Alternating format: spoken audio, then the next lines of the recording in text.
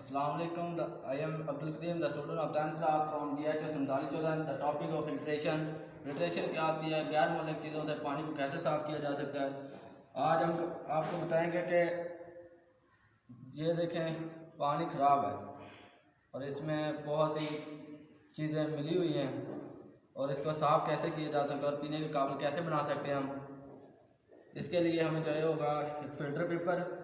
Filter paper को ऐसे fold कर लेना है और उसकी तीन साइड एक साइड पर कर लेनी है और एक पर, और ये इधर लगा देना है इस कीफ में।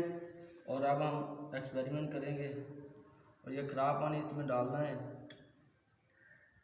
और आप देखेंगे कि आहिस्ता आहिस्ता ये पानी नीचे जाता जाएगा और साफ़ हो जाएगा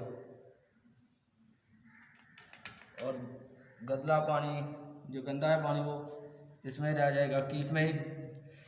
तो ये देखे हो रहा है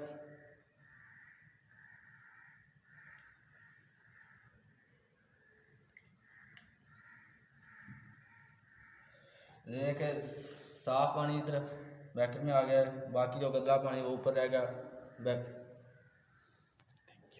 थैंक यू।